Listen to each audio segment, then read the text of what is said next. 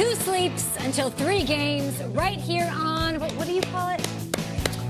The Niffle. The Niffle. That's the NFL Network. The Niffle. That's what we call it. Don't you touch that logo. You made it a word. Yeah, it's really strange. Garoppolo is here. Michael Robinson is here.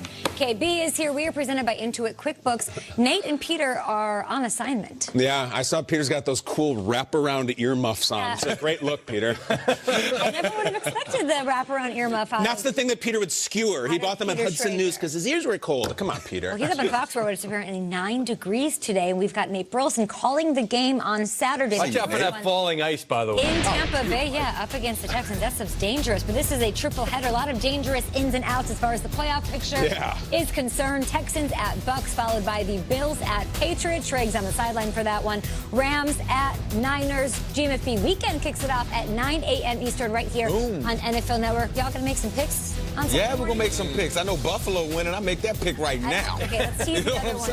Okay, let's start off with that key AFC East matchup. Yeah. Yes. The latest from Buffalo. Let's send it over to our Randy Moss.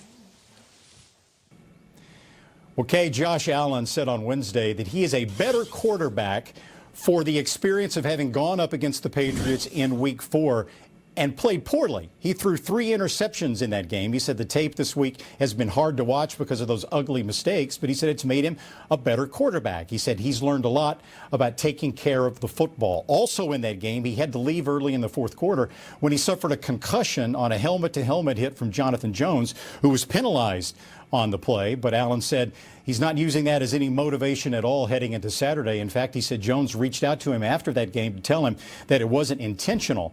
He said he told Jones, "It's okay. I understand. No hard feelings. It's football. It's the game we play." By the way, this won't be Allen's first trip to Foxborough. He also played the Patriots in Week 16 last year. The Patriots won that game 24-12. Career against the Patriots, Allen has thrown 1 touchdown and 5 interceptions.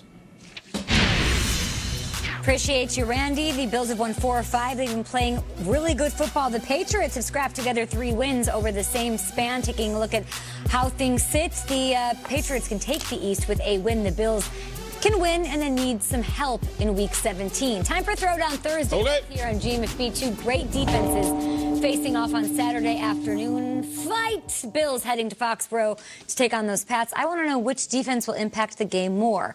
Defense, Bills or Patriots? Jeezy. Yes, because you know where Mike Rob's going. Yeah, you already know. I already know. I am going New England Patriots. I just can't get that game earlier this season out of my head. I love the way that Stephon Gilmore, who should be the Defensive Player of the Year, according to he knows it. Stephon Gilmore. I just can't get out of my head the fact that this defense has really been able to dictate things in a league where you're not supposed to dictate things. So I'm going to New England Patriots in a statement game to remind the Bills, you know, who they are. But a league best 36 turnovers this year. They've definitely done things week in, week out. They have, but I mean, when you just go back to that first game, and okay, guys, I'm picking the Buffalo Bills defense, so I'll just throw that out love there. it. But when you go back to that first game, was it really the defense, or was it really Josh Allen just trying to do too much? Hey, listen, you got to answer for your guy. You're right. So I'm going to take the Buffalo Bills defense. I mean, since Sean McDermott has been there, they've given Tom Brady some issues, not being able to throw the football as efficiently as he usually has. And I love that cover 2 defense that they play in the red zone. It really gives Tom Brady some issues. If they can get a couple of turnovers, steal some possessions from the Patriots. To me, the Patriots don't have enough playmakers on offense to scare the Buffalo Bills defense. To me, Tom Brady's taking more hits than he's ever taken in his career, and he's holding on to the ball longer because he wants guys to get separation and get open. They just can't. They don't have a guy on the roster like that. So for all of those factors, I got the Buffalo Bills defense being better. I'll be quick. They're both excellent. I think I'm going to pick the Patriots, though, because the Patriots not only stop you, the Patriots defense scores. They pick it up. They scoop and score. They pick 6. If they get one of those on Buffalo this weekend, it's a wrap. If they really do. Pick 6, it's over. Let's move on here. Was that an intruder? We almost got burglarized That here. fan man. You forgot to set the alarm, is what you forgot to do. Of course. Did I have to go with my kung fu or something? Mike, you probably know some stuff. Yeah, I got you, man. I got your back. Okay, good. I'm getting behind the guy in the red shirt. This triple header is going to be awesome. And Saturday night, we have two quarterbacks facing off in a game that will have major impact on the fate of the NFC West, where we have a four-way tie with teams at 11-3. I'd like to know which quarterback you trust leading the offense more.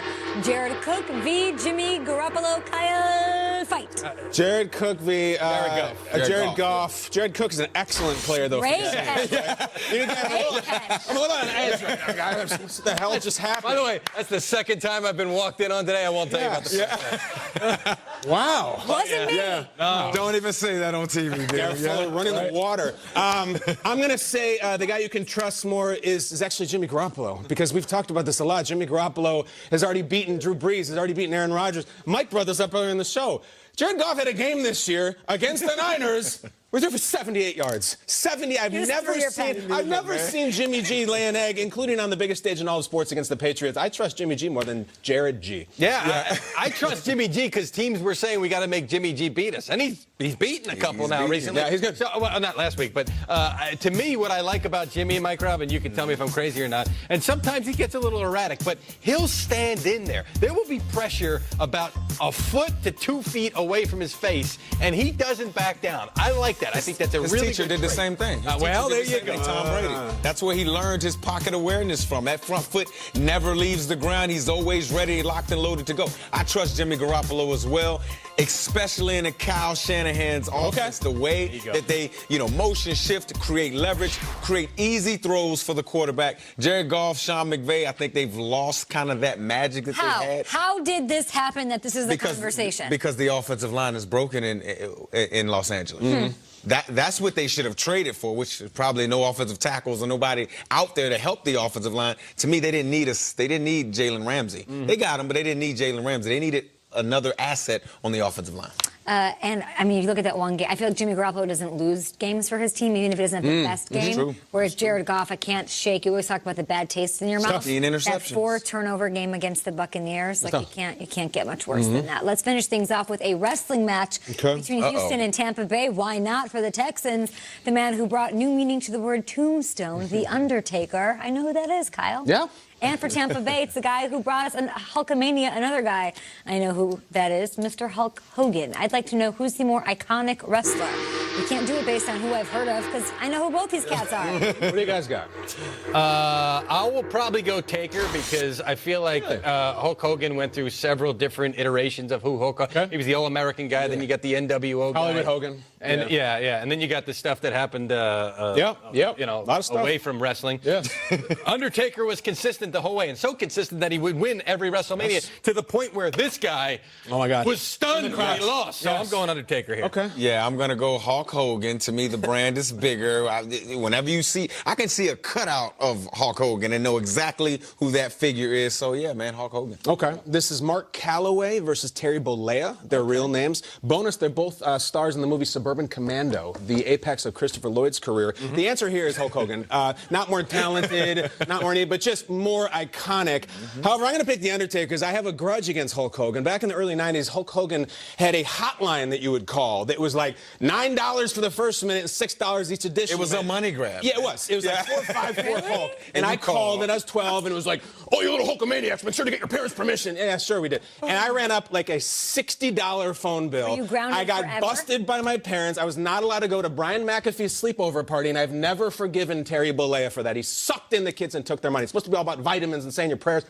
There's a lot of people who have stuff against Hulk Hogan, right? He's Some of them have it on video. A lot of stuff's going on Yes. with him. Hey, so let me see if I do this KB right. is turned this morning, yo. I know, it's unbelievable. Let me tell you something, Mike Rob. Right. What do you got? This weekend on Saturday, there's a bit of a Royal Rumble. Hey now! All right. Big John Stud. Oh, I got big props from Absalom. Yes, I did that There it right. is. Triple header. Our version of the Royal Rumble kicking off at 1 p.m. Eastern.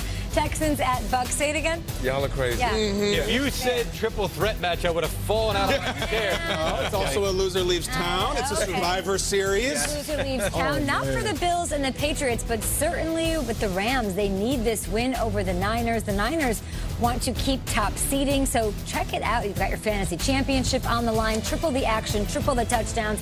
It all kicks off at 10:30 a.m. Eastern with game day kickoff. Before that, setting the table and making their picks, you will find Mike Garoppolo and Michael Robinson. Who else? There MJ go. and who? MJ Acosta, D'Angelo Hall. Hall will be on the show. Up next, Deshaun Watson.